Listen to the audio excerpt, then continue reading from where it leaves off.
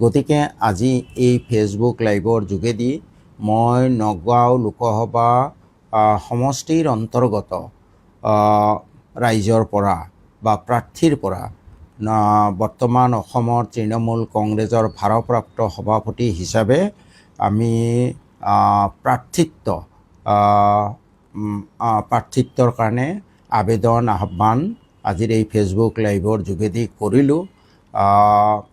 আমাৰ প্ৰাৰ্থী যিজন হ'ব তেওঁৰ কেইবাটাও কোৱালিটি থাকিব লাগিব। প্ৰথম কথা হ'ল তেওঁ উচ্চ শিক্ষিত হোৱা অতি বাঞ্ছনীয়। দ্বিতীয়তে তেওঁ ইংৰাজী বা হিন্দী যিকোনো এটা ভাষাত তেওঁৰ কথনশৈলী উন্নত হ'ব লাগিব। তেওঁ ভালকৈ বক্তব্য ৰাখিব পৰা হ'ব লাগিব। তৃতীয়তে তেওঁ অকল MP হোৱাৰ স্বাৰ্থত MP হ'ব নালাগিব। তেওঁৰ ৰাইজৰ প্ৰতি দায়বদ্ধতা, প্ৰমাণিত দায়বদ্ধতা থাকিব লাগিব।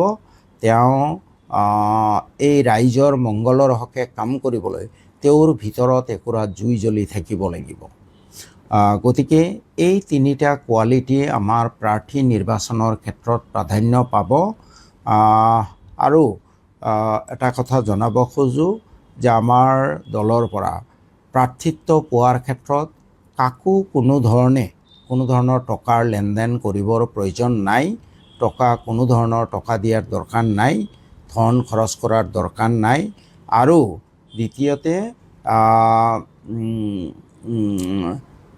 প্ৰাৰ্থিত্ব প্ৰদানৰ কাৰণে তেওঁ মাত্ৰ 5 টকীয়া এটি মেম্বাৰশ্বিপ পত্ৰ ল'লেই হ'ব। আৰু প্ৰাৰ্থিত্বৰ দাবীদাৰৰ কাৰণে কোনো মাচুলো দৰকাৰ নাই। আমাৰ মাত্ৰ আৰু একমাত্ৰ চৰ্ত হ'ল যে প্ৰাৰ্থীজন উচ্চ শিক্ষিত হোৱাটো অতি বাঞ্ছনীয়।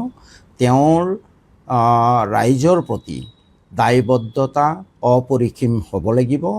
তেওঁ নিজৰ জীৱনটো অহা 5 বছৰৰ কাৰণে ৰাইজৰ মংগলৰ কাৰণে ৰাইজৰ যিবোৰ জ্বলন্ত সমস্যা যেনে গৰাখহনীয়াৰ ৰোধ, তাৰ লগতে ভূমিহীন মানুহক ভূমি প্ৰদান,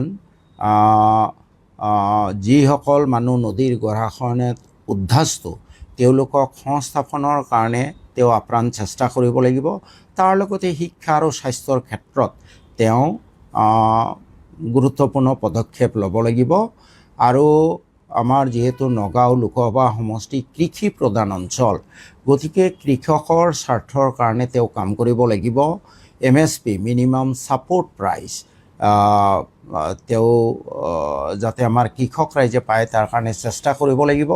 ভাৰত চৰকাৰৰ লোকসভাত তেওঁ দাবী উত্থাপন কৰিব লাগিব যাতে নগাঁও লোকসভা সমষ্টিৰ ভিতৰত কিছু কুটীৰ শিল্প কৃষিভিত্তিক বিভিন্ন ধৰণৰ শস্য উৎপাদন হয়, সেই শস্যখিনি যাতে প্ৰচেছিং কৰি আমাৰ কৃষক ৰাইজে বিক্ৰী কৰিব পাৰে, যাতে তেওঁলোকে উৎপাদিত সামগ্ৰীৰ সমৰ্থন মূল্য পায়। তাৰ লগতে কৃষি পথাৰত ইমান দিনে ভাৰত চৰকাৰে প্ৰধানমন্ত্ৰী গ্ৰাম চড়ক যোজনাৰ যোগেদি বিভিন্ন গাঁও সংযোগ কৰি আহিছে, কিন্তু আমাৰ প্ৰাৰ্থীয়ে লোকসভাত দাবী উত্থাপন কৰিব লাগিব যে অকল গাঁও সংযোগ কৰিলে নহ'ব, আমাৰ কৃষি পথাৰবোৰকো সংযোগ কৰিব লাগিব।